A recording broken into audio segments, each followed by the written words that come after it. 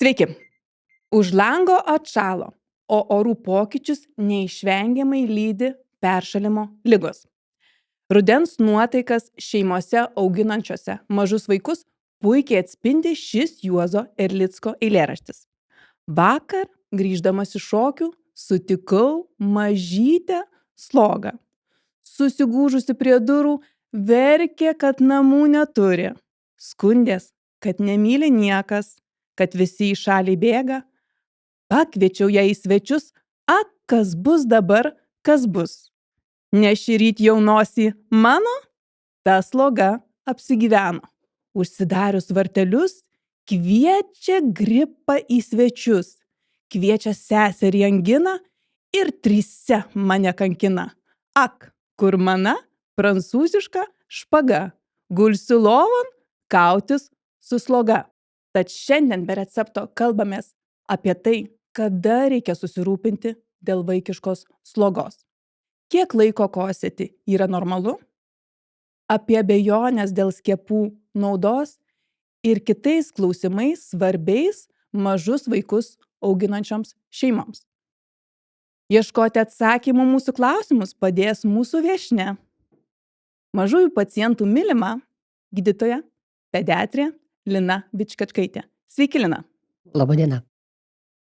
Gydytoja, kodėl yra taip, kad vasarą mes galime atsipalaiduoti, o tik ateina ruduo ir prasideda vaikų ligų sezonas?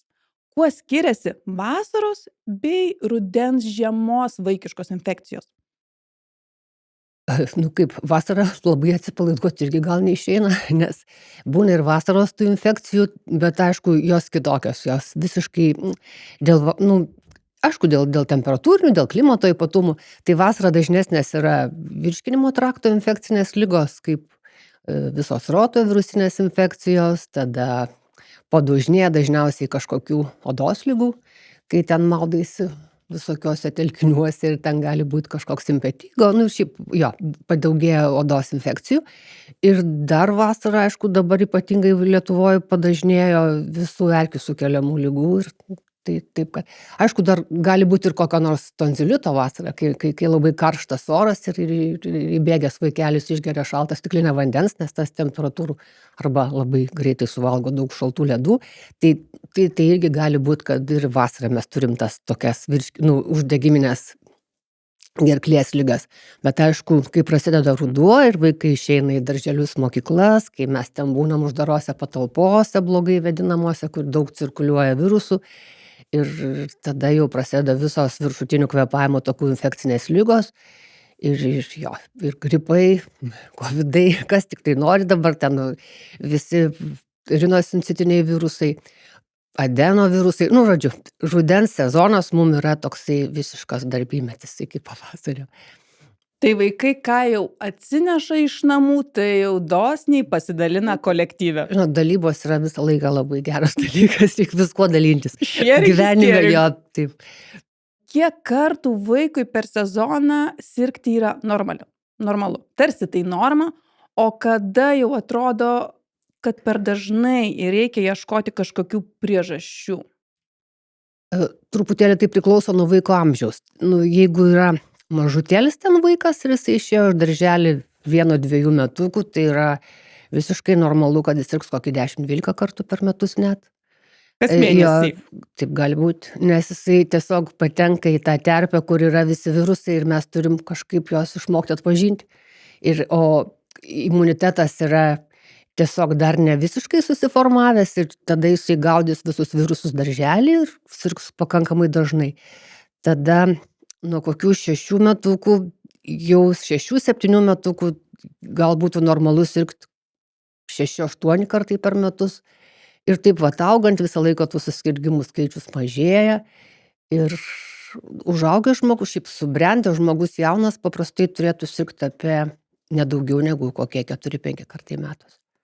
Tai kuo mažesnis, tuo dažniau serga ir augant formuojasi imunitetas ir turėtų sirgti mažiau.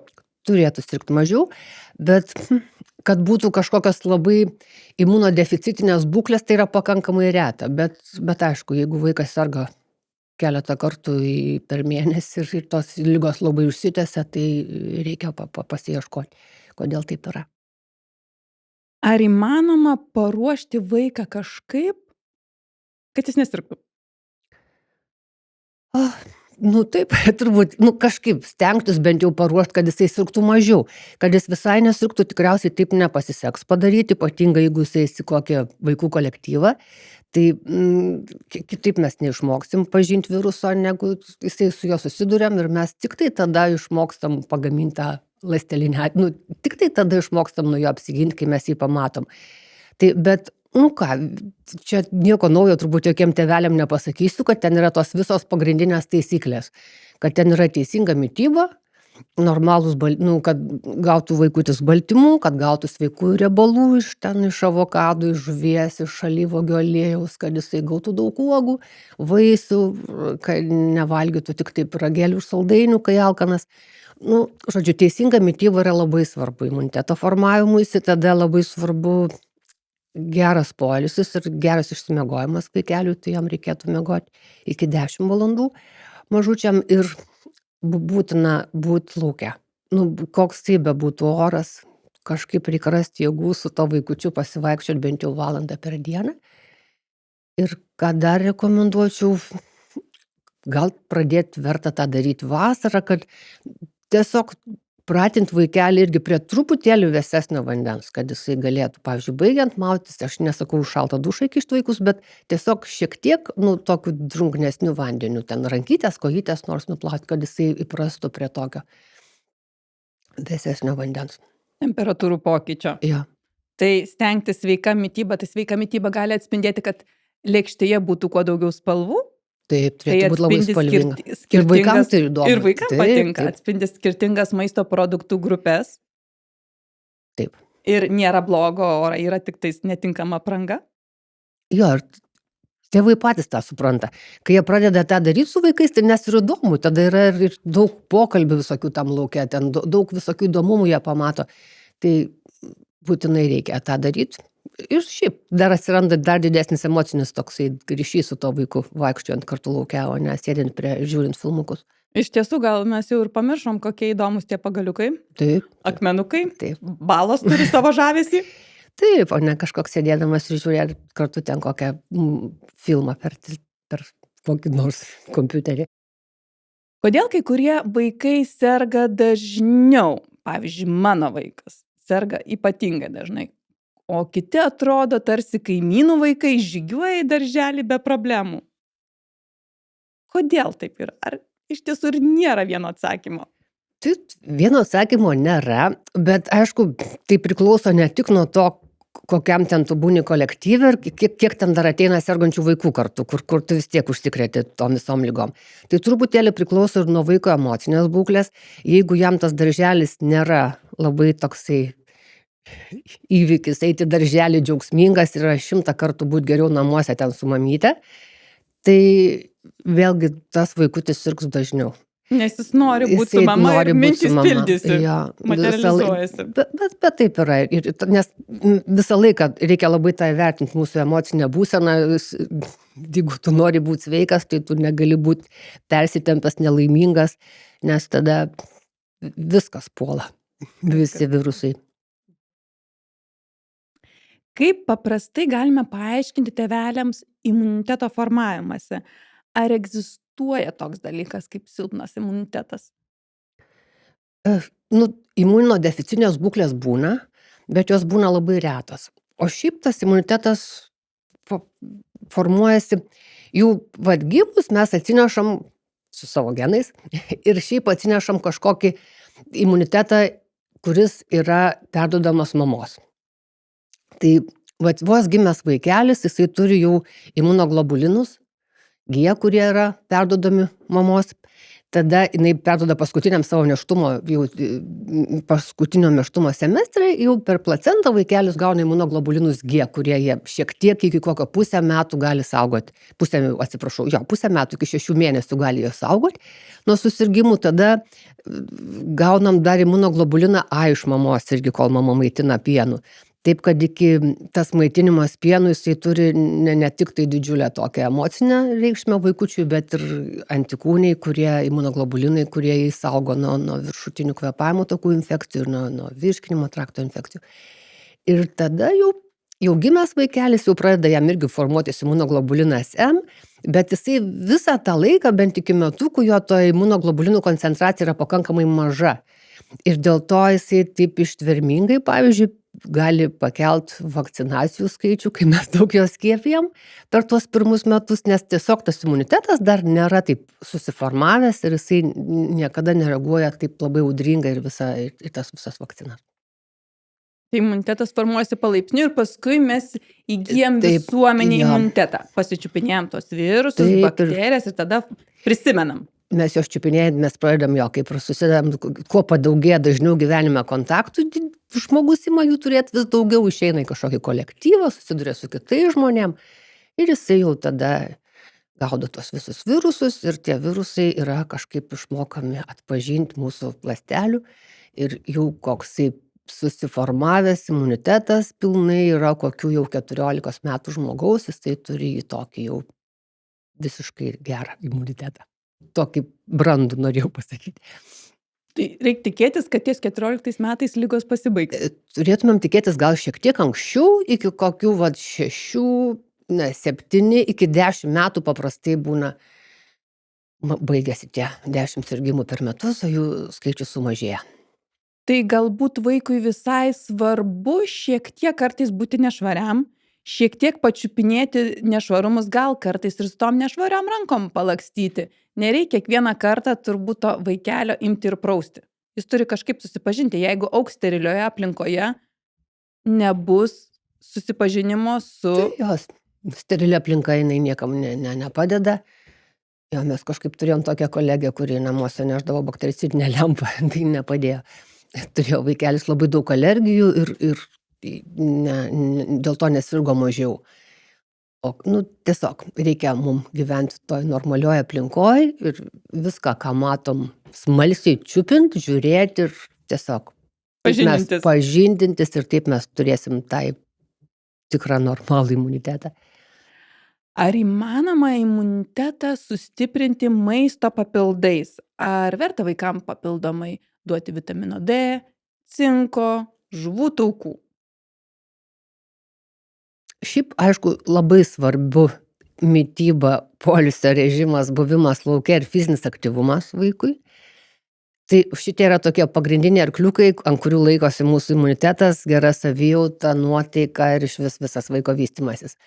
Bet Lietuvoje, sakyčiau, vitamino D ir žuvų taukų reikia būtinai, bent jau rudens sezonu, nes vis tiek mūsų mityboje nėra pakankamai tų tokių sveikų, riebių žuvų, kur mes galėtumėm jų valgyti ir kad mums užtektų tų omega rūgščių, kurios labai svarbus smegenų vystymuisi. Ir vitamino D, vėlgi, mūsų per daug tamsus laikai ateina nuo rudens ir tada to vitamino D būtinai reikėtų.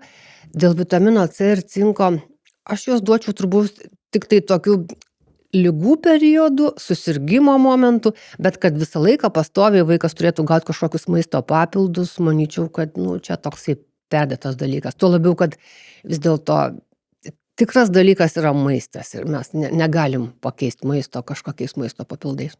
Taip, juk ir visada yra pabrėžiama, kad svarbu sveika ir subalansuota mityba, kad maisto papildas tai nėra maisto pakaitalas. Taip. O kaip jūs vertinate įvairius sirupus su beta-gliukanais, grybų ekstraktais? Kiek tai galėtų turėti naudos šituo ligų periodu? Šiaip, jeigu tai yra moksliškai įrodyta ir patvirtinta, kad iš tikrųjų tai padeda ir veikia ir padeda vaikui sirgti rečiau, ne taip dažnai, skiriami kartais tiem vaikam. Iš tikrųjų, ten tie preparatai su beta-gliukanais, ypatingai jeigu ligos kartojasi ten keletą kartų, per kokius 2 mėnesius vaikas serga 5 kartus. Tai tada iš tikrųjų verta kartais duoti jam tų pabandyti. Aš nežinau, ar tai yra stebuklas, tikriausiai labai individualiai, bet vėlgi, niekada neduočiau jų visą laiką. Visus metus. Esant poreikiui. Taip ir vėlgi pasižiūrėt sudėtį ir kartais tikrai konkrečiu visą laiką atveju pasitarti su gydytoju, ar tikrai verta šitą maisto papildą naudot, nes jų dabar yra labai daug. Tikrai labai daug ir Jo, visi žada, kad bus jo, panacėja. taip, jo, kad tai yra stebuklas ir kad vaikelis nesirgs. Aišku, negali atmesti tokio faktoriaus, kai jeigu labai tiki mama ir kartais suveikia. Placebo. Jeigu tai tas placebas yra galinga jėga kartais ir jeigu tu galvoji, kad labai veikia, tai kodėlgi ne. Atšalus orams mes daugiau praleidžiame laiko patalpose. Ar kenkia tas buvimas patalpose, ar tai, kad tos patalpos nevėdinamos? Kad jos nevėdinamos, tai tikrai labai kenkia, nes tada tas, taip ir cirkuliuoja tie mūsų visi virusai toj uždaroj patalpoj. Tai vėdinimas yra labai svarbu. Labai svarbu tas vėdint patalpas, labai svarbu, kad ten būtų normali temperatūra toj patalpoj. Siūlyčiau, pavyzdžiui, kaip ir prieš miegelį vaikui visą laiką išvėdint kambarį. Ir ta miegojimo temperatūra, kur miega miegamajam, vaikelis turėtų būti apie 18-20 kokį laipsnių šilumos, ne per karštą. Vėlgi ir dėl grūdinimo, ir dėl to gero ramaus išsimiegojimo. O darželiuose tai galvoju, kad būtinai reikia labai dažnai vėdinti patalpas. Ir darželiuose yra gerai, kad vaikai kasdieną išeina į lauką bent Jo, kartą. Tai dėl to tie darželiai čia plojamės jiem labai gerai. Jie ten ateina vaikas ir paskui, kaip mes šiandien buvom miške. Pasirodė ten kažkoks darželis yra šalia miško ir tie vaikai ten eina ir galvoju, kad čia labai gerai. Daugiau tokių darželių. Vaikas susirgo. Čia jau kasdieninė scena. Ir kaip tėvams, paprastiems tėvams atpažinti, kada tai virusas, kada tai bakterija. Paprastai, virusai koks 80%, gal daugiau kokie, virš 80% visų vaikiškų susirgymų yra virusai kaltininkai.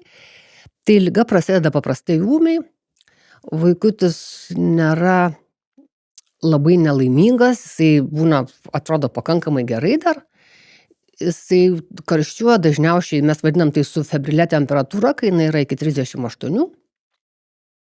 Jisai būna pakankamai aktyvus, ypatingai jeigu nukritus temperatūrai atrodo visai sveikas. Atsiranda kažkokie, peršalimo reiškiniai, ten slogos, lengvas kosulys, jis iš pradžių gali būti sausas, paskui drėgnėti.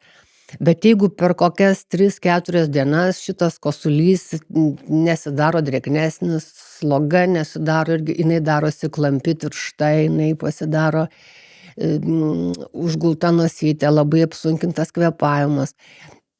Ypatingai reikia atkreipti dėmesį, jeigu temperatūra jau buvo nukritus ir jau atrodė, kad viskas darosi geriau ir staiga jinai vėl šokteli aukštesnė, tai gali tėvam taip jau sufleruoti, kad tai gali būti kažkokia prisideda bakterinė infekcija.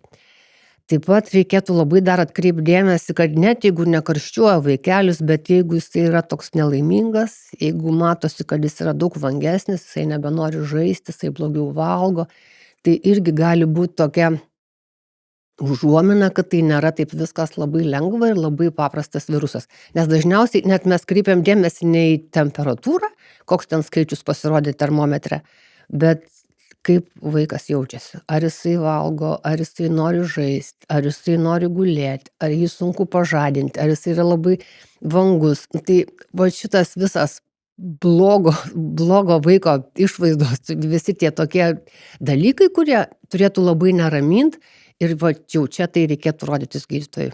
Nelaukti, kol tiesiog praeis. Reikėtų ateiti pasirodyti poliklinikoje. Tai kaip suprasti, kada ta riba, kada mes galim gydyti savarankiškai, nes iš tiesų virusinės infekcijas tikrai galima gydyti savarankiškai, Taip. o kada mums reikia kreiptis pas gydytoją? Tai tas vangus vaikas?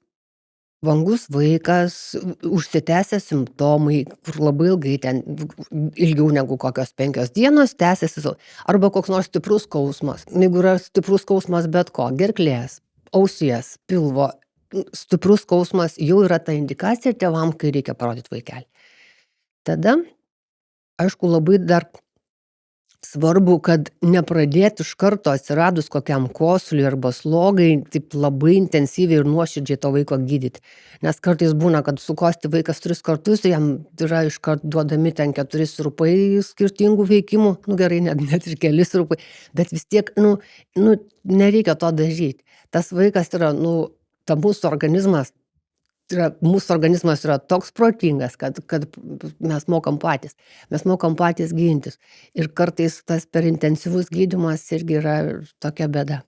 Tai kartais tiesiog leisti vaikui šiek tiek pasirgti, išryškėjus simptomams, tada aiškiau, ką gydyti ir ar reikia gydyti. Taip, ten šiltos arbatėlės. Jeigu vyresnis negu metukai, galima medaus duoti arbatėlę. Tada pabuvimas namuose, netys to vaiko iškart į tą darželį, kai jam atsiranda sloga, kad jisai poilsėtų, kad jisai gerai išsimiegotų.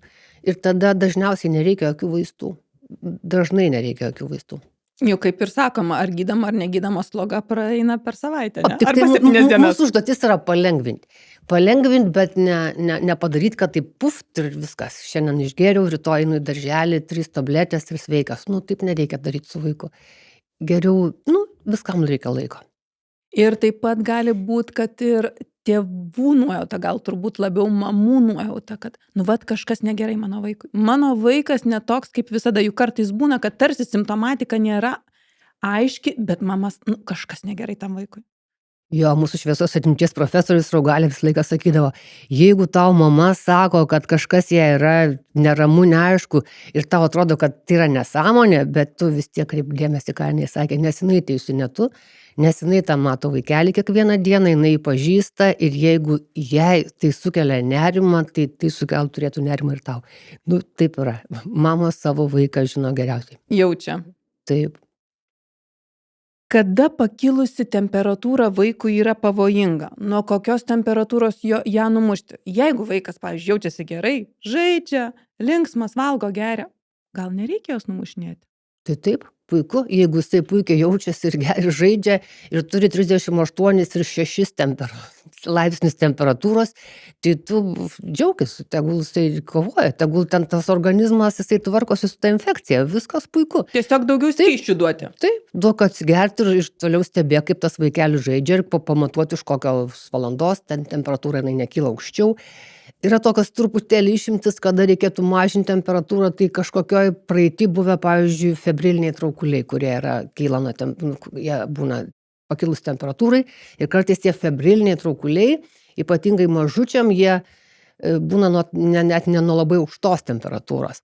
Tai tokiais atvejais, jeigu istorijoje yra buvę tų febrilinių traukulių, tai mes visą laiką prašom mamų neleisti kilti aukštai temperatūrai. Bet čia tos yra retos išimtis, o dauguma vaikų puikiai praneša puikiai ištveria tą aukštesnę temperatūrą, paprastai daug lengviau net negu suaugusiai ir tikrai taip leisti jiem pakarščiuoti. Bet jeigu temperatūra jau virš 39, ar dar yra saugu?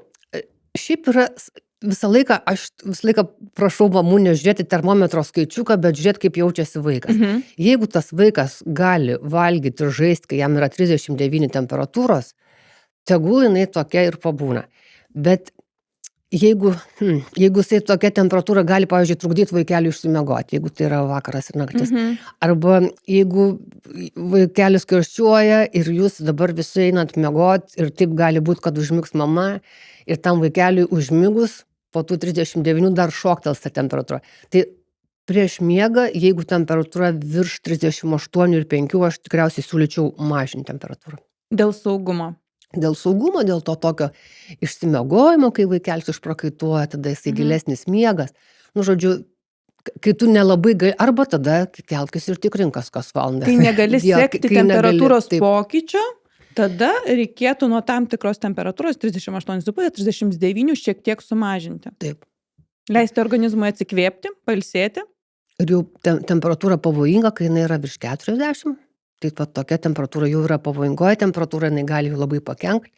Bet jau kai kyla temperatūra virš 39,5, 40, aš manau, kad jisai jau turi pasirodyti. Ir šiaip dar, kada nepasakiau, kada būtinai pasirodyti gydytojui reikėtų, ir čia jau nebetinka temperatūros mažinimas namuose, kai kūdikėlis iki 3 mėnesių karščiuoja iki 38.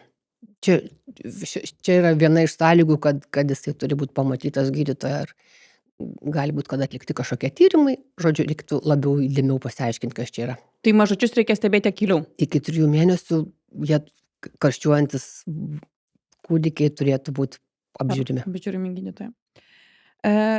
Kaip vertinate, kad kai kurie tėvai turbūt vis dar išliko, peršalus vaikui reikia antibiotikų, nes mano vaikas išgyja tik su antibiotikais.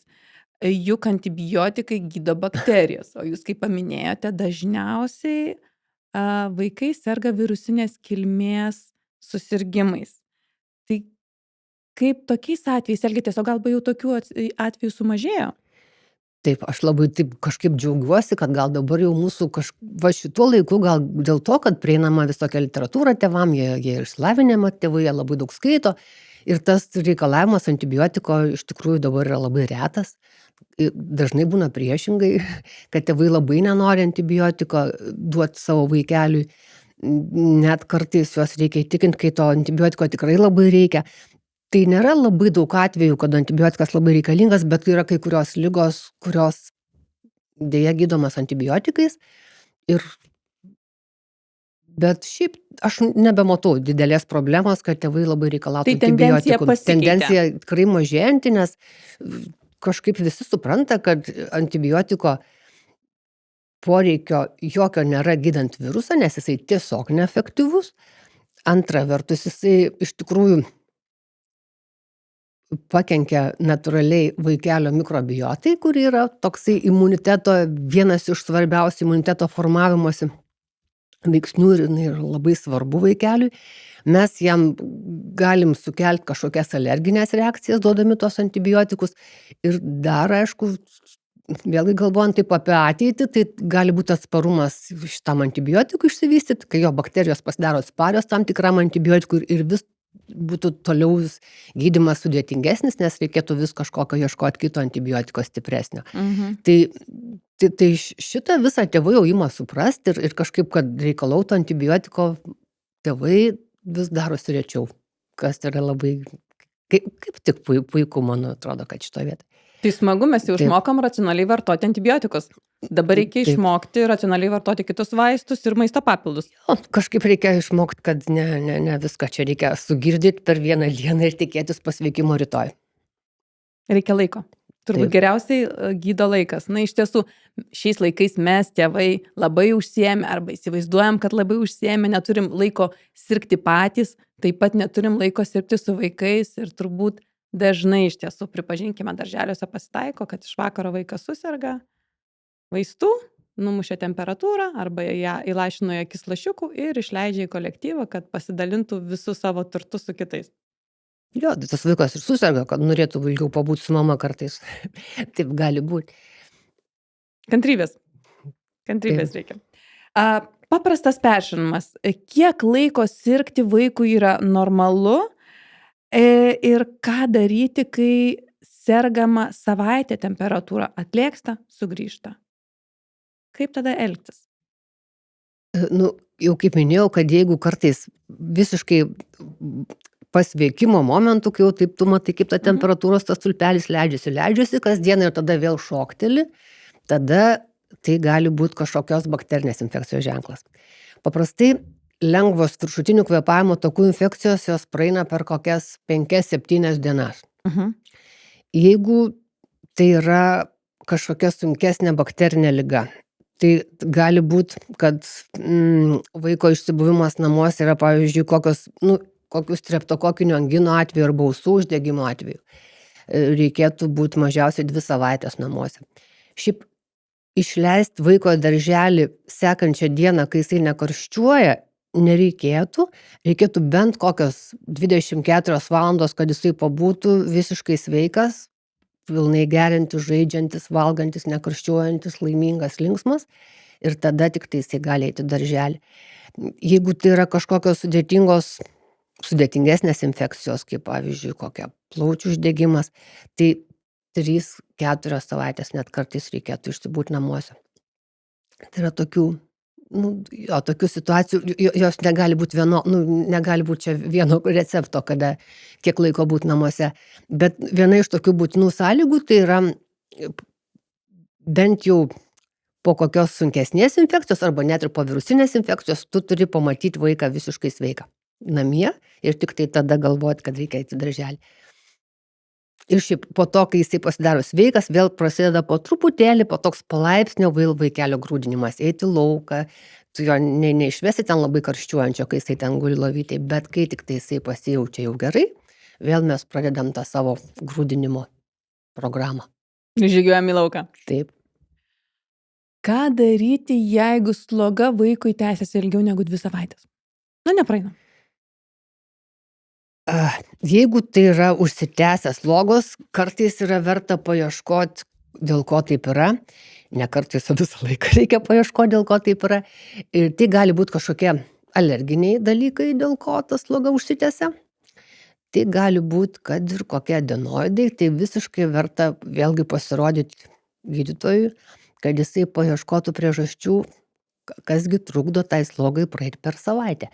Kodėlgi jinai taip užsitęsia, nes ir tada, kai tu išsiaiškini tą priežastį, viskas pasidaro paprasčiau. Dabar labai daug yra vėlgi mūsų ausų nosies gerklės gydytojai pasakoja, kad šituo, ypatingai mūsų dabar tam laikmetį yra labai padaugėję visų adenoidų, išburkimų, tonzilių. Mes daromės labiau alergiški ir mūsų jungiamasis audinys vis labiau išvešėja. Tai užsitęsus slogai, manau, kad jeigu jinai tęsiasi visą laiką daugiau negu 2 savaitės, labai verta paieškot priežasčių. Tada pakalbėkime toliau apie slogą. Dabar pagal taisyklės galima vesti vaiką į darželį su sloga. Tai kada tai yra saugu vesti vaiką su tekančia nosim, o kokiais slogos atvejais vaikas turėtų pasilikti namuose? Kai ta sloga visiškai netrukdo gyvenimui ir kai vaikas gali tą nosį pats išsipūst nosytę, kai nėra apsunkintas kvėpavimas pro nosį, kai yra išskyros iš nosytės skaidrios, baltos, skaidrios, permatomos ir tai yra, tiesiog jam visiškai lengva ją išsivalyt pačiam. Bet jeigu tai yra, jeigu vaikučiui matosi, kad jisai sunkiai kvėpuoja per nosį, jeigu tas nosytė užgulimas, jeigu jisai miegant negali kvėpuoti, jeigu išskyros iš nosies yra gelsvos, žalsvos, klampios, tąsios, tai tada jisai negalėtų eiti į darželį. Tada reikia ieškoti vėlgi priežasties. Ieškoti priežasties ir vėlgi leistom vaikeliui išsibūt namie ir kol ta sloga pasidarys skaidri ir kol ta sloga praeis. Ką daryti, jeigu po ligos tarsi vaikas kaip ir sveikas, bet vis pakosėja? Ar fizinio aktyvumo metu, ar išėjus į lauką dėl temperatūros pokyčių?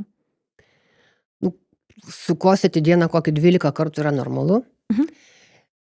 Bet jeigu tas kosulys yra kažkoks intensyvus ir jisai laikosi ilgai ir jisai yra kažkoksai labai arba jis vargina vaiką jau, jeigu paprastai mamos jeigu tas kosulys ima atkreipti save dėmesį, nes jeigu vaikas sukosti 12 kartų per dieną, paprastai net nelabai kreipi dėmesį. Tai nes jis toksai nėra dažnas ir tu matai, kad tas vaikelio visiškai netrikdo, jisai gali savo puikiai žaisti. Bet nes ilgai, ypatingai, pavyzdžiui, po užsitęsusių virusinių infekcijų, po kokių nors ten bronchitų, tai vaikas gali pakosti iki 3 savaičių po truputėlį. Tai kokiais atvejais tas kosulys gali peraugti į bronchitą arba, komplikuotis į plaučių uždegimą? Bijau, kad čia aš nepasakysiu tiksliai, nes keistai yra. Pavyzdžiui, gali būti, kad vaikutis pradėjo kosėti ir po kokių 3 dienų jie ateina 3 dienas kosti vaikelis ir tu klausai ir tu girdi tuos smulkiuosius karkalus, ką jau mes suprantam kaip plaučių uždegimo pradžią. Taip gali kartais atsitikti, ypatingai dabar, kai yra daug tokių atipinių pneumonijų, kai tai yra ten mikoplazma arba chlamidijų sukeltos pneumonijos, jos paprastai taip simuliuoja lengvesnę eigą ir atrodo, kad nieko nėra taip labai rimto, bet kartais tai gali jau būti plaučių uždegimo pradžia. Bet, vėlgi, kai kosulys ima darytis paprastai ten tą kosulį mes skirstom į sausą ir į drėgną kosulį. Sausas, kai nėra ko atsikosit, kai nėra kažkokių jau to uždegiminio oksidatų ir tų gleivių, o jau drėgnasis, kai mes girdim tą tokį atsikosimą tokiom gleivėm, mes sakom skrepliais, minkštas kosulys, tu net girdi jo tokį gurguliavimą, kai vaikas kosti. Tai visą laiką, kai kosulys darosi kažkoksai, kad drėgnas, bet jis matosi, kad vaikas negali jo iškosyti iš karto, jis yra pakankamai ilgas, ten kosti kokį ten 12 kartų, kol ant galo atsikosti. Tai tada tu gali galvoti, kad tai nėra dar toksai kosulys, kur viskas labai lengvai išsivalo. Ir tuo momentu reikėtų tada vėlgi, kad gydytojas jį pažiūrėtų ir tikrai įsitikintų, kad tai nėra kažkokio uždegiminio proceso jau pradžia, kad tie karkalai lengvai išsivalo iš plaučių, kad pavyzdžiui išsikosint. Kad tai nėra kažkoks užsibuvimas tų eksudato to uždegiminio plaučiuose. Ir svarbu, kad vaikas kosit kartais, nes tas ypatingai dar irgi galvoju apie tą kosulį, norėjau pasakyti, kad kartais labai, jeigu išgirsta tėvai kažkokius garsus, kaip pavyzdžiui, švokštimą kvėpuojant, ten cyptelėjimą iškvėpimo atveju, kažkokį garsų įkvėpimą, tai irgi signalizuoja apie tokį kvėpavimo takų nepilną pralaidumą. Ir irgi tuo atveju reikėtų tą vaikelį rodyti gydytojui, nes tu nežinai, ar čia yra bronchospazmas, ar čia yra kažkokia laringito obstrukcinio pradžia, kuris jau gali tekti gydyti vaistais. Tai turbūt, kai kosulys tampa neįprastas, tarsi negirdėtas ausiai signalizuoja, kad visgi kažkas čia yra rimčiau. Taip. Gydytoja, vaikai maži leliukai, gražus pavadinimas leliukai, jie nemoka pasakyti žodžiais, ką skauda. Kaip suprasti mažo vaiko kūdikėlio kalbą, kad jam kažkas skauda? Pavyzdžiui, kaip suprasti, kad skauda ausį arba gerklę vaikui? Verksmas, jie turi tą tokią savybę labai garsiai verkti skausmingai, kai jiem kažką skauda. Tai iš tikrųjų verkiantis nenuraminamai vaikelis, kai tu jį gali laikyti ant rankų, duoti mamos pienelį, visaip kaip su jo žais, bet jisai vis tiek nerimsta ir verkia. Tas verksmas būna dažnai toksai labai skaudus. Tai tada tu turi suprasti, kad jam kažką skauda ir tikrai nėra gerai. Ar tai yra pilvukas, ar tai yra gerklė, ar tai yra ausis.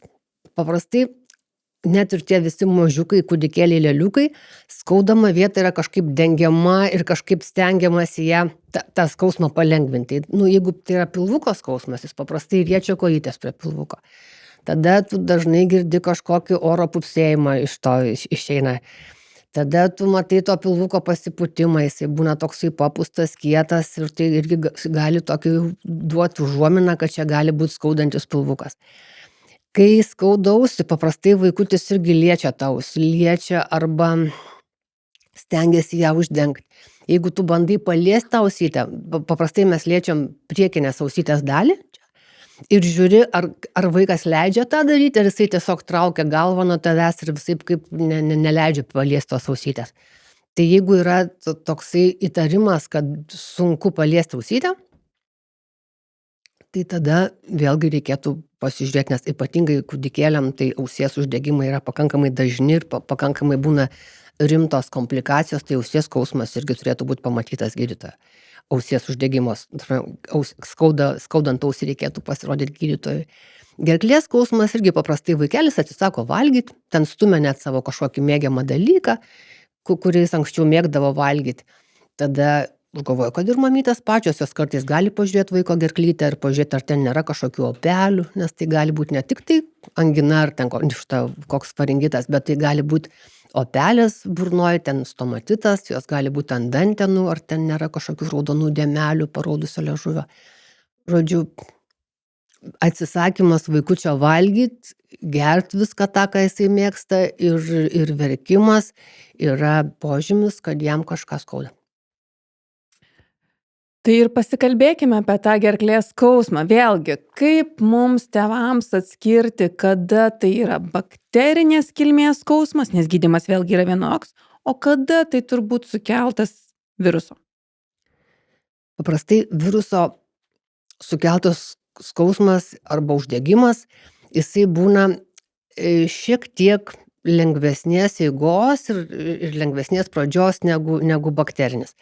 Tai turėtų būt truputėlį mažesnis karščiavimas, vėlgi tas subfebrilus vadinamas iki 38, nėra, mes vadinam tai intoksikacija, bet tai vadinasi kaip vaiko koks vangumas, toksai irgi nenorėjimas valgyt, mieguistumas, visiškai žiūri tą vaiką ir matai, kad jisai nelaimingas visas. Tai tada galvoju, kad jisai gali turėti kažkokią sunkesnę infekciją. Dabar, aišku, yra galimybė vaistiniai turėti ir ten turim visokią galybę testų nusipirkti. Tai kartais mamos pačios, pavyzdžiui, ateina pas mus ir jau jie turi pasidarę kokį streptokoko testą, net ir taip jau yra. Nes kartais, pavyzdžiui, negalėčiau pasakyti, kad bakterinė infekcija negali prasidėti ūmiai, jinai gali prasidėti ūmiai. Jinai gali būti, kad tu susergi pirmą dieną ir kitą dieną tu jau gali rasti tą streptokoką gerklėje. Ir gali šoktelt aukštai tą temperatūrą ir padidėti labai gerklės skausmas. Nors vėlgi vertinti, ar tai yra faringitas, ar tai yra tonzilitas, kurį jau reikėtų gydyti antibiotikais. Pagal gerklės skausmą aš turbūt nedrįsčiau, nes visokių klaidų šitoje vietoje gali būti, nes kartais tos gerklės net nelabai skauda, o ten gali tu pasižiūri tą gerklę ir tu matai kažkokį pūlingą apnašą ant tonzilių, o kartais kaip tik ir labai skauda gerklytę, bet tu ją žiūri, yra tokia visa, kaip mes vadinam, išplikyta, tokia raudona gerklė, visa raudona nosiaryklė, bet toli gražu tai nėra bakterinė infekcija ir tu puikiai susitvarkai su gydymu šiltais skysčiais, medum ir kažkokiam ten pastilėm ir skausmą nuimančiais purškaliukais į gerklę.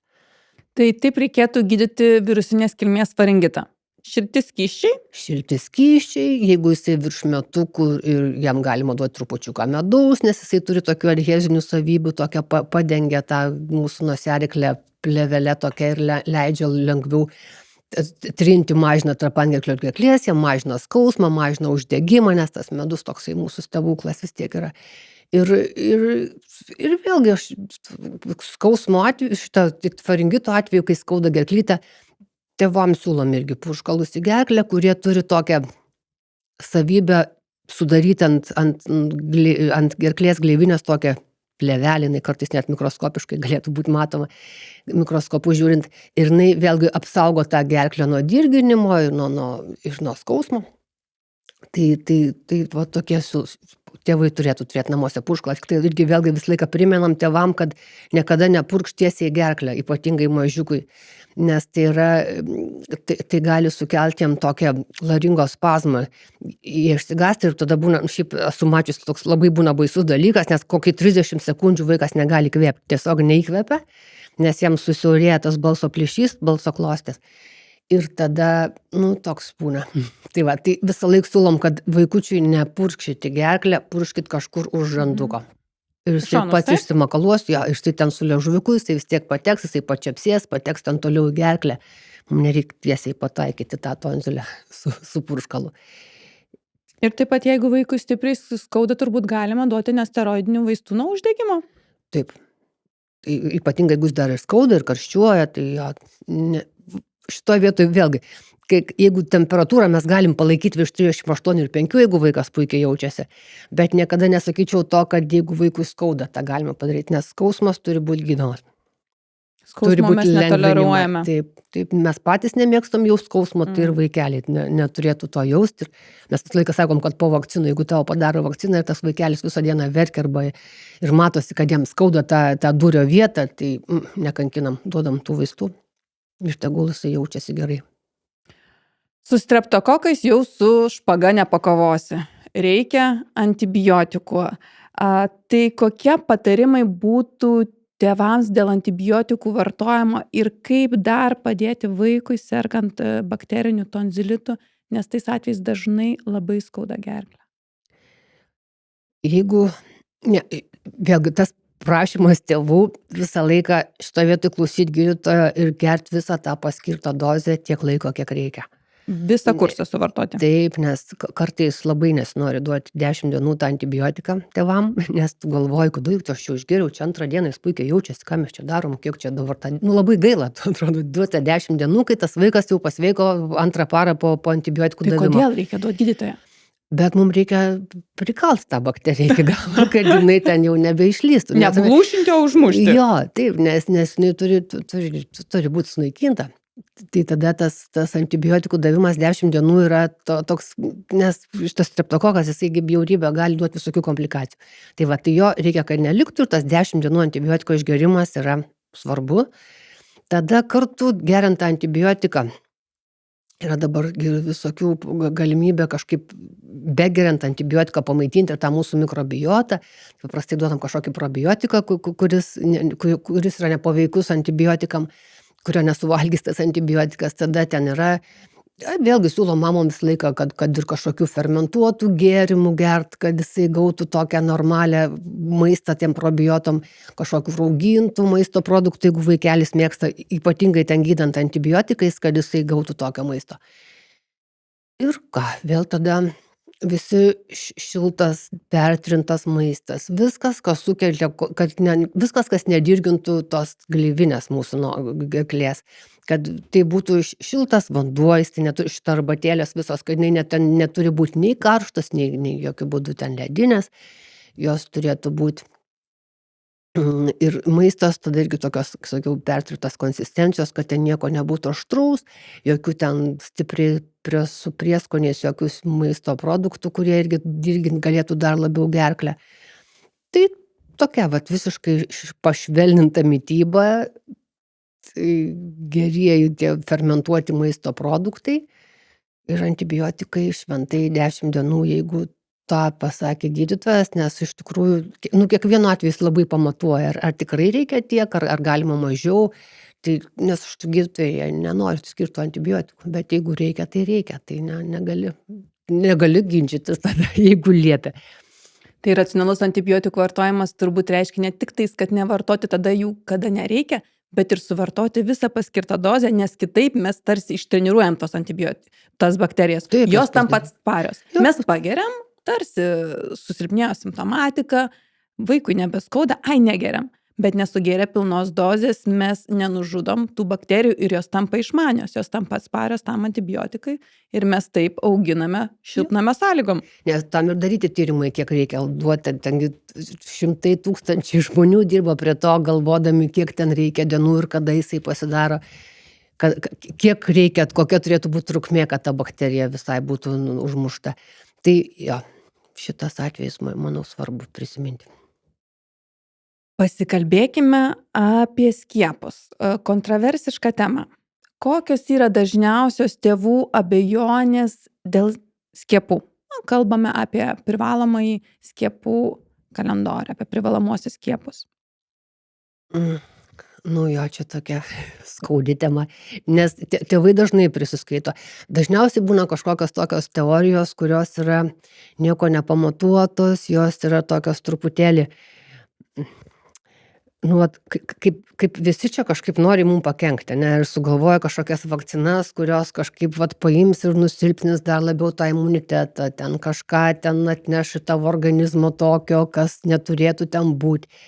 Tai tų sąmokslo teorijų yra daug ir kartais tėvai labai jom patiki ir toksai būna visiškas atsisakymas tų skiepų. Tai mano patirtis rodo, kad jeigu tu paklausi tėvų, ar yra kažkas, ką tu norėtum sužinoti apie skiepus ir kas tau kelia nerimą ir tu norėtum apie tai pakalbėti, ar tu tvirtai apsisprendęs neskiepyti ir nedaryti jokių skiepų, ką mes be pasakytumėm, ir jeigu yra atsakymas taip, aš tikrai nedarysiu skiepų, tu daugiau net nebevargini savęs ir nebeužšini burnos ir nebekalbė apie tai, nes tai yra tiesiog neperkalbama, tai taip ir bus. Jie neskiepys to vaiko, bet yra buvę atveju, kai tas vaikui jam pasidaro ten koks nors 15 arba 16 metų ir jis nusprendžia pats, kad nori būti paskiepytas. Taip irgi būna kartais. Aš tai manau, kad tėvam reikėtų suteikti visą informaciją, jeigu jie turi abejonių, jeigu turi nerimo, reikėtų viską papasakoti, kas juos neramina, normaliai visiškai nenusistebint, niekaip nebandant jų kažkaip paaiškinti, koks čia tu toks neišmanus ir nenori skiepytis, bet tiesiog pabandyti viską normaliai atsakyti. Bet jeigu tai neįtikina ir jeigu tėvai iš anksto ateina su ta nuostata, kad jie ne už ką neskiepys savo vaiko, Tai tiesiog taip gali ir būti, kad jie jo ir neskiepys ir tu nieko neperkalbėsi. Bet jo, svarbu pasistengti bent jau atsakyti tai, kas gali neraminti tėvus, reikėtų apie tai kalbėti.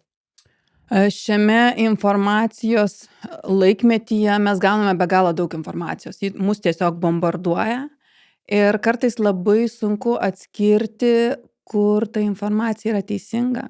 Iš kompetentingų šaltinių, recenzuojamų šaltinių, o ne kur yra sąmokslo teorijos. Tai turbūt svarbu, skaitant informaciją internete, labai atsirinkti literatūros šaltinius. Tai žinoma, taip. Ir reikia pasitikėti įvairiomis organizacijomis, kurios turi ilgametę praktiką, dešimtmečiais, galbūt net šimtmečiais, gydytojais. Taip pat ir mūsų skiepimo praktika juk siekia, nežinau, 17-18 amžių, pirmieji tie raupų skiepai. Siaubingų ligų neliko. Taip, raupų, poliomielito. Taip. Bet poliomilitas jau kažkaip jau baisu, bet jisai gali grįžti, nes nedaug dievė, bet taip yra, nes iš tikrųjų, kad jeigu mes visi imsim nekreip dėmesio į tai ir man tai tas visą laiką būna pikta trupučiuką, nes aš kažkaip galvoju, kad kodėl tu turi pasinaudoti kažkaip kitų žmonių sąskaitą ir kad jo, visi pasiskiepija. Visi aplinkui yra kokie 90% skiepytų žmonių ir kokios čia tada ramus, tos ligos nebėra. Bet jeigu ne tie 90% žmonių, tai ta liga ir būtų. Jeigu ne tie 90% populiacijos ir jeigu nebūtų tiek laiko skiepyta tvarkingai, tai turėtume mes čia dabar tos poliomielitus ir kokliušus ir difterijas, visas tą siaubybę, siaubingumą. Nes, o dabar tai viskas gerai. Aš nesutinku su to, kad aš labai ramus, nes visi aplinkui pasiskiepija, tai aš čia galiu švilpauti ir nieko nedaryti, nes šitos ligos nebėra. Jos dėl to ir nebėra. Tai būtent labai svarbu yra pasiekti kolektyvinį imunitetą, kaip jūs gydytoja minėjote, kad populiacijoje būtų pasiskiepiję 90-95% žmonių, tada liga neturi kur cirkuliuoti, viskas jai, basta. Taip ir antra, yra visą laiką yra išimtis, yra žmonių, kurie arba, pavyzdžiui, kurie negali būti skiepijami. Jų yra. Ir tada tu tą žmogų pasmerkinėjai. Jisai negali būti skiepytas, jisai norėtų, bet jisai negali. Jisai turi kokias nors didžiulės alerginės reakcijos, arba kažkokio turi imunodeficitą. Ir tada, jeigu mes visi kartu, kurie galim būti skiepyti, ir mes turim tą, ir mes galim užkirsti kelią ir šitiem silpnesniem žmonėm nesirgti šitom ligom. Čia tas labai atsitiko, kai COVID buvo epidemijos metu ir kai tu pamatai, kaip žmogui yra vis dėlto svarbu tik tai aš. Aš esu toks vienas svarbus, o kad ten mūsų senukai arba ten mūsų silpniausiai išeis, taip aš išgyvensiu gal. Visgi mes gyvename visuomenėje, mes nesame individai, tai turbūt kartais reikia prisiminti ir mūsų atsakomybę prieš visuomenę, kad mes turime ir kitus apsaugoti. Todėl svarbu skiepyti ne tik tai savo vaikus, bet svarbu, kad ir kitos šeimos skiepytų vaikus, taip? Taip ir jo. Kas pasikeitė per pastaruosius metus, ar atsirado naujų vakcinų ar kažkokių rekomendacijų, būtent privalomajame skiepų kalendoriuje? Jo, tų skiepų visą laiką gal turbūt atsiranda daugiau, tai dabar, aš dabar neatsimenu metų, nepasakysiu, bet kažkaip keitėsi vakcina nuo pneumokokinės infekcijos, jinai pasidarė tokia tobulesnė, jinai padaugėjo, jinai buvo 10-valentė, dabar atrodo pasidarė 15 valentė. Ir tai vėlgi daugiau porūšių, daugiau tipų, o šitos pneumokoko dengianti vakcina. Tada kažkas dar nuo 2023 metų atsirado žmogaus papilomos viruso vakcina ir berniukam rekomenduojama. Tai dabar yra ir mergaitės, ir berniukai skiepėmi šitą vakciną ir dar gal, turbūt viskas.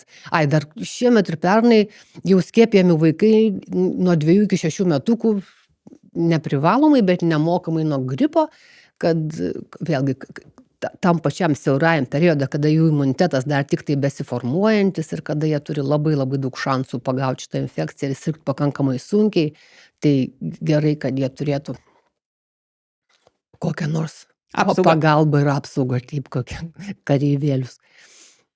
Kodėl verta vaikus skiepyti? Kad išvengt kažkokių baisių komplikacijų, baisių ligų, nes kartais atrodo, aš nežinau, tai turbūt visi pediatrai man pritartų, kad mes pradėjom lengviau kvėpuoti, kai atsirado meningokoko vakcina Lietuvoje.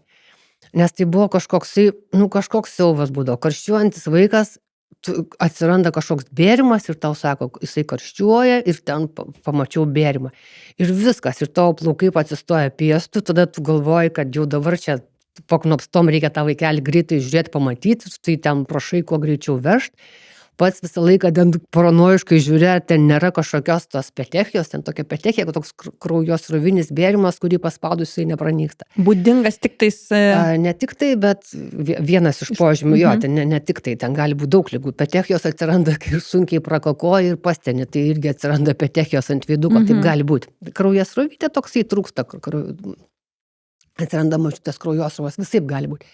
Ir visokių yra ten tų atsiradimo priežasčių ir dažniausiai jos netokios ir baisios. Bet tai būdavo, toksai košmaras kiekvieno pediatro.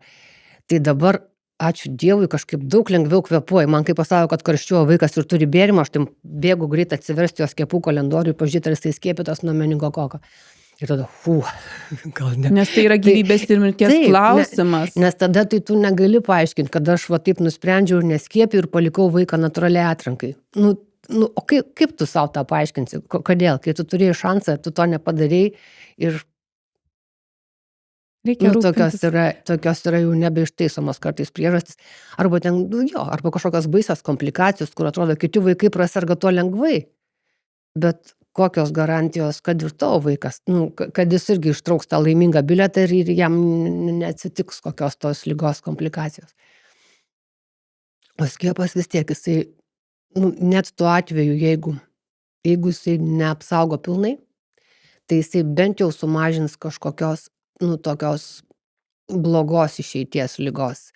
Jinai nebus blogos išeities, jinai bus daug lengvesnė, tu ją vis tiek persirgsi daug lengviau negu tu būtum sirgęs gal, jeigu neturėtum tos vakcinos. Išties, gydytoja, jūs teisi, anksčiau, kol nebuvo meningokoko skiepas įtrauktas į privalomą skiepų kalendorių, kiekvienais metais praktiškai turėdavom 5-6 labai skausmingas istorijos, kurios būdavo plačiai nušviečiamos žiniasklaidoje. Kokios skausmingos mirtys vaikas, kuris neturėjo išeiti, nes tai dažniausiai būna darželinio amžiaus vaikai, iki mokykliniai, ir kaip ligos eiga klostosi žaibiškai. Ir tu nieko negali padaryti. Ir tokia, tas beviltiškumas toksai būdavo, kur... Bet man dabar yra keista, kad yra žmonių, kurie irgi to nedaro, kurie nesiskiepija, jie tiesiog nenori.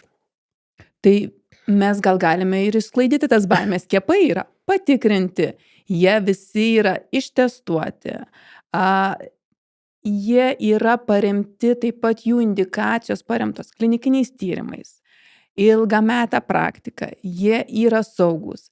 Skiepai nėra įrodyta, kad turi tiesioginio ryšio su autizmu. Ši teorija yra seniai atmesta. Ir turbūt visada reikia stengtis kritiškai pažvelgti į tai, ką tu skaitai. Galbūt geriau pasiklausti gydytojos, kurie pasitiki ir išsiaiškinti baimės, nes dažnai mes bijome, ko nežinome, taip? Taip, bet man tas laikas, o kodėl tu netiki tais visais tyrimais, kur ten yra šitiek žmonių prie to dirbama, ne? Ten šitiek įdėta ten visko, ten tiek tyrimų, ten jie tiek visko prirašė, ten jie yra labai griežtos metodikos, yra griežtai prižiūrimi kontroliuojančių institucijų. Tiesiog tu negali tų duomenų sufalsifikuoti. Ir puikiausias įrodymas, kad mūsų vaikai nebemiršta nuo meningokoko. Taip, bet kartais tu yra labai įtikinamas, kaip nors įtikinamai parašytas kokia nors sąmokslo teorija, ir tada taip, kaip čia tave visi bando apgauti ir tau ten kažką įkišti ir tada tu tuo patikė. Aš nežinau, gal dėl to, kad mes kažkaip labai taip nesaugiai tam pasauliu, tokiam nesaugiam gyvenam ir žmonės prisigalvoja tokių. Ir tas toksai nepasitikėjimo daug ir tada vis laiką galvoja, kad man čia pasaulis nori man pakenkti. Tai pasitikėkim, taip pat mes dažnai dar dabar spaudoje skaitom apie jaunų moterų mirtis nuo gimdos kaklelio vėžio. Ir atkreipkim dėmesį, kad žmogaus papilomos virusas yra pagrindinis gimdos kaklelio vėžio sukėlėjas, ko mes galime išvengti. Mes galime apsaugoti savo dukras ir sūnus. Sūnum nieko tarsi, dėl to galbūt berniukų ir vengia skiepyti, bet tu apsaugosi to vaiko būsimą šeimą. Nu, kaip nieko, gali būti ir berniukam, nu, gal tik tai daug rečiau negu moterim, bet irgi ten būna ir varpos vėžys, ir būna karpos, kurios, nu, pasiduoda gydymui, bet labai nemaloni liga. Tada būna gerklų vėžys. Šiaip jo, ten yra irgi ligos, kurios berniukam gresia. Daug dieve, kad jų nebūtų. Ir mes galim tą padaryti, kad nebūtų, mes galim skiepyti savo vaikus. Taip. Tai pakvieskime skiepyti žmogaus papilomos viruso, nes dėl turbūt mums nežinomų su Lina priežasčių, žmogaus papilomos viruso skiepimo apimtis yra ypatingo žemos palyginus su kitais skiepais. Ir taip pat neskiepijant atsiras tokių ligų populiacijų, apie kurias mes buvom pamiršę. Kokliušą. Nu, kokliušas ne, mes jau atsimenam, kokliušą jau mes mokam. Jau. Jo yra. Jo yra. Ačiū Dievui, dabar senai mačiau, kad sirgtų labai mažas vaikelis, bet jo, nes mažam vaikeliui čia gali būti labai bloga liga, nes ten jiem, man yra pasakojus, man draugė kolegė, kuri dirbo reanimacijai, kad bekosint mažiukui šonkauliai lūžo. Tai, nu, ten yra tokie baisus tie kosulio priepuoliai. Iš tikrųjų, ir ačiū Dievui, bet jo, aš jau mačiau, jau kokliušo yra, jau jisai atsiranda kartais. Tai stenkimės, kad jo nebūtų. Tai kviečiam visus tėvus aiškinti savo dvejonės, nerimą, nežinią, kažkokius klausimus su gydytojais. Neieškoti atsakymų internete, turbūt pasiklausti mūsų mylimų ir kelių pasiklauskit. Aš tai galvoju, kad jeigu netiki vienu, tai paklaus dar kito. Nu, aš tai irgi būčiau linkus kalbėti su keliais žmonėm, tai tegul jie visi pasako savo nuomonę, nes mesgi ne vieni pasaulyje, reikia vis laik ieškoti žmonių, kurie tau gali padėti atsakyti kažką. Tai irgi tarsi vaiko grūdinimas skiepai. Irgi mes suteikiam jam kažkokią atmintį, jis pasičiupinėja ar bakteriją, ar virusą ir tada atsiranda atmintis, kad aha, čia blogai. Jo, vienas iš kareivėlių toks irgi tavo, taip, kuris padeda kovoti. Kokias namie turėtumėm turėti medicinos prietaisus arba priemonės, kurios galbūt palengvintų mums visą šitą peršalimo ligų eigą? Termometrą. Termometrą, jo, reikia turėti, nes, nu, maža ką, tu nežinai, kokia temperatūra. Ir reikia žinoti, kad jeigu labai aukštai karščiuoja. Nes ypatingai, pavyzdžiui, tas karščiavimas, jisai taip gali būti, kad tu palieti vaiko ranką, jinai yra šalta. Net kakta gali nedeganti būti, ten pilvas nusideginsi pirštą prilietęs. Tai, nu, termometrą reikia turėti. Tada reikia turėti turbūt tokį nosies sekreto aspiratorių, kur galima ištraukti iš nosytės susikaupusias gleives, tą skysčių slogą. Žino daugelis tėvelių. Tai va, nepakeičiamas daiktas. Turėčiau. Būtinai. Tada priklausomai vėlgi nuo vaikelio, jeigu kartojasi kokia nors, pavyzdžiui, virškinimo, kvėpavimo takų infekcijos su kokiom obstrukcijom, jeigu yra nors ten tėvelis, nors tėvai, nors vieni matė vaiką, kuris turi obstrukcinį laringitą, tai jie būtinai turės namuose inhaliatorių. Tada, nes tas inhaliatorius irgi gali būti vienintelė tokia pagalba sunkiai įkvepiančiam vaikui. Nes dėl to obstrukcinio laringito, kai susiaurėja tas balso plyšys, vaikas tiesiog negali kvėpti. Toks baisus irgi vaizdas, matant, tai nėra toks laringos spazmas kaip į purškus, ten tą purškalą į gerklę, bet tai, tai yra irgi toksai apsunkintas, labai kriokiantis toksai kvėpimas ir jo, tu matai, kaip tas vaikas, kaip jam trūksta tiesiog realiai oro. Tai va, tai tas inhaliatorius būtina turėti namuose. Šiaip dar aš galvoju, kad reikėtų turėti tokį drėkintuvą, nes namuose turi būti drėkinamas oras sausą ir ypatingai žiemą, kai dar šildymas prasideda, tai mums reiktų drėkinti patalpas. Ir tada jo, pagal dar situaciją, jeigu tam vaikeliu yra buvę, dar dažnai turi tėvai tokias tarpines, jeigu reikalingas irgi toksai vaistas nuo bronkų plėtimo, ypatingai mažiukam kartais būna, kad linkę bronkai inhaliacinės tarpinės. Susiaurėti, jo, jos vadinasi tarpiniam. Bet vėlgi, jeigu tas vaikelis niekarto neturės to obstrukcinio bronchito ir jam nėra nieko buvę, tai ką man tą tarpinę turėti? Bet inhaliacijos galbūt naudingos ne tik tais obstrukcinio bronchito atveju, bet ir šiaip. Ne, tai čia aš kalbu apie tą tarpinę, o inhaliatorių turėti galima jo visiems. Nes inhaliatorių šiaip tinka bet kokiai slogai.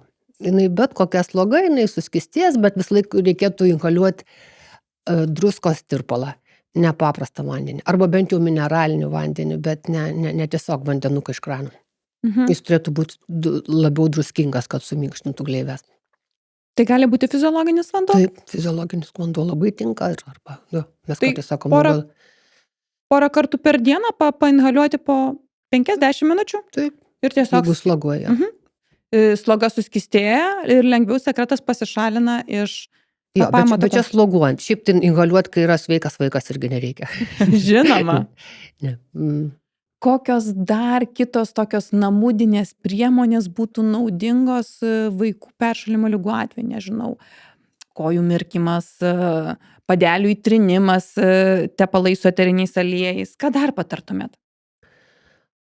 Tie eteriniai aliejai, viskas gerai, bet jie kartais irgi alergizuoja. Tai su tais eteriniais aliejais atsargiai. Juk turi žinoti, kad tavo vaikas iš tikrųjų nealergiškas ir jam nieko nebus, ypatingai jeigu ten tepi ne tik tai padukus, bet ir krūtinėlę, kad vaikas ten įkvėptų tą eterinį aliejų. Tai tiesiog vėlgi pasižiūrėti, tikrai įsitikinti, kad vaikutis nealergiškas ir kad tas eterinis aliejus jam nepakenks. Dėl kojyčių mirkymo. Yra vaikų, kuriem tai visiškai patinka ir tai nėra blogai ir ten tu gali pamirkytas kojytes ir jisai savo patenkintas, kaip koksai ten dedukai sėdi prie lovyčių su savo tais bliudukas sumirktom tom kojom. Tai nėra blogai, nes gerėja kraujotaka, bet vėlgi to negalėčiau sakyti tiem, kurie aukštai karščiuoja, nes kartais tas padų dirginimas, refleksų, kurie yra paduose dirginimas karštam vandenį, gali dar labiau užkelti temperatūrą, gali būti toksai temperatūros šuolis. Ir tai turi būti vaikui malonu. Jeigu matai, kad tas vaikas labai nemėgsta to daryti, tai tikrai to nereikia daryti. Nes ir dar, aišku, nedaug dievė ten per karštą vandenį padarys, ten vaikui jo odelės jautresnės, tai jos turi būti, tas vanduo turi būti šiltas. Tai tas kojų mirkymas, tai toksai. Bet aišku, kai vaikas serga, jam reiktų užtikrinti tokią komfortišką apsaugą. Ir ten galima ir kažkokį šalikėlį ant gerklytės uždėti, kad jam būtų. Kokių nors karščiuojančių vaikui, pavyzdžiui, šaltų kompresų nesiūlyčiau, nes yra baisus diskomfortas šiaip, kai tu visas degi, arba ten tau šiaip blogai, ten kai tau uždėtų kokią šlapią dalyką, kokią pilvo, tai košmaras, ne? Tai va, tai taip nedaryti.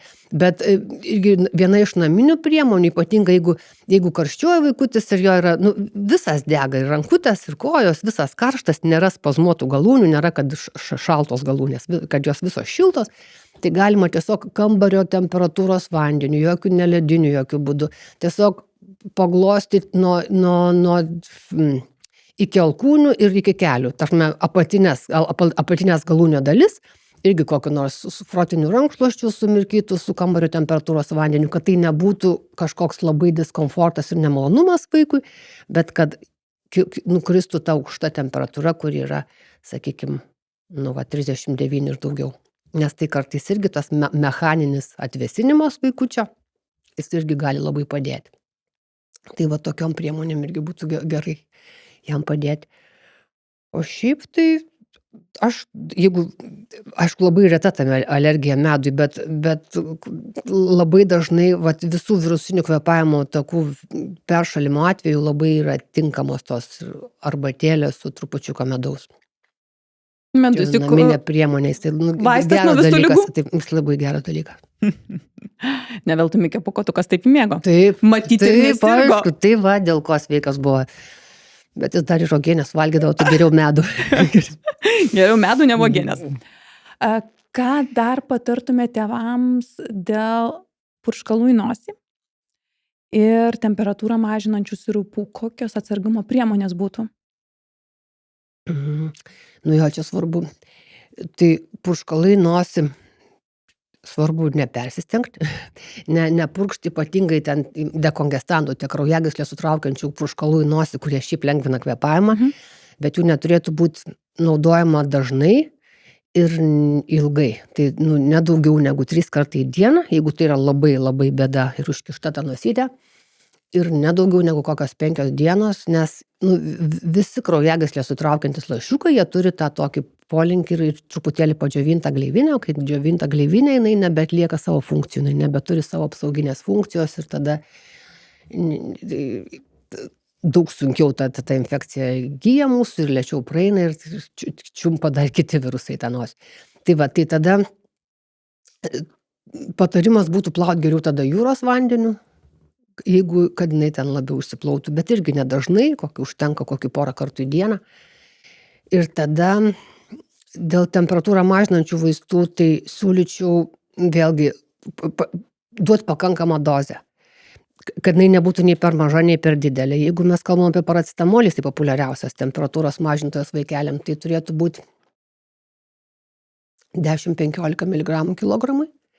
Jeigu tai yra ibuprofenas 5-10 mg kilogramui, tokios rekomenduotos dozės ir jų turėtų, paracetamolis turėtų būti geriamas visiškai saugu gerti kas kokias 6 valandas. Jeigu kartais sunkiai ta krenta temperatūra, galima duoti vieną kartą paracetamolį, kitą kartą galima duoti ibuprofeną. Ypatingai siūlyčiau duoti ibuprofeną, jeigu reikia, kad temperatūra išsilaikytų nukritus ilgiau. Pavyzdžiui, nakčiai būtų visiškai logiška duoti ibuprofeną, o paracetamolis tikriausiai greičiau numuša temperatūrą, bet jinai nukritus laikosi truputėlį, nukritusią temperatūrą išlaiko truputėlį trumpiau. Tai už tai paracetamolį galima duoti realiai kas 4-6 valandas. Dar taip yra, kad galima dažniau šiek tiek duoti. O ibuprofeną siūlymo ne dažniau negu 6 valandas. Tai svarbu šiuos vaistus vartoti būtent tokią dozę, kokia numatyta, nes kitaip nesuveiks? Taip, nes pakankamai, o jokių būdų neperdozuot. Vis laik svarbiau neperdozuot. Čia jau tą visi mokam, kad geriau mažiau, bet aišku, tinkama dozė geriausia yra, nes, taip, mums reikia, kad jisai suveiktų, tuo mes jį duodam. Tai tam reikia, kad jisai veiktų. Bet tik tai,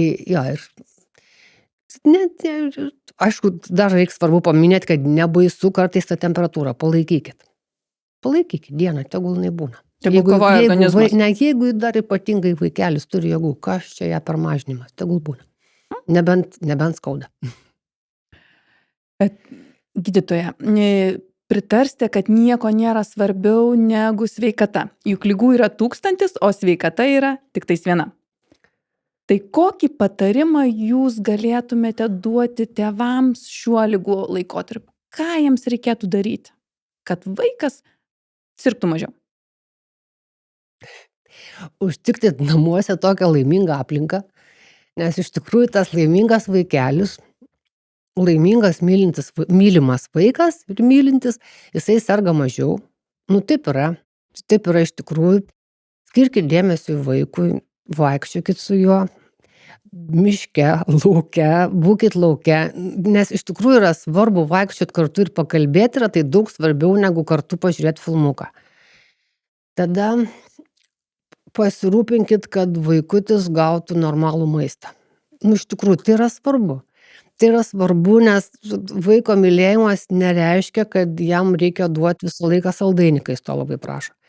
Duot reikia saldainį. Aš nesakau, kad dabar reikia užauginti vaiką neparagavus kokio saldumyno. Bet tai neturi būti maisto pakeitimas. Vis tiek, nes viso šitie mūsų lengvieji cukrai, jie labai mažina imunitetą. Mes dabar esam tokie persotinti tais visais saldumynais, jų galima rasti kokių nori. Tai vaiko mylėjimas nereiškia, kad duodam viską, kas saldu. Ne. Tai va. Ir ką, ir tada skaitykit pasakas vaikui prieš miegą, kad jisai giliau miegotų, kad jisai lauktų, kol jisai į lovą ir kad jisai pabus su mama, tėčiu ir kad jam kažką papasakos. Vat kaip tas Mikė pūkuotukas valgo medų. Kaip pūkuotukas valgo medų ir kaip vaikai eina į mišką žaisti. Gydytoja, koks yra jūsų laimingo gyvenimo receptas be recepto? Aš tai galvoju, kad yra labai svarbu kažkaip vertinti, ką tu turi ir labai tą branginti ir labai už tą dėkot. Tada, kai tu ką nors darai, tai darytas su tokiu smalsumu, įsitraukti visas, taip stovėti pilna koja ir tada yra, ir kaip mano Vita draugė sako, ir tada pagaliau duosi kam nors naudos, nes tada tau viskas įdomu ir dar aš galvoju, kad yra labai svarbu kažkaip, jeigu turi ką žmogui gero pasakyti ir pasakyk, nes tas toksai dalinimasis tos kažkokiu gėriu, kažkokiu geru žodžiu, gera nuotaika, jisai labai pasidaugina. Tai labai, kai daliniesi, tai labai pasidaugina. Tai siūlau tą dalintis. Ačiū gydytoja už skirtą laiką. Tikimės, kad pokalbis suteikė jums žinių, kaip kovoti su ta nelemta trijule - panelėmis sloga ir angina bei ponaičių kosuliu. Jūsų klausimų ir pastebėjimų lauksime tinklalaidės be recepto komentarų skiltyje. Likite sveiki ir iki pasimatymo.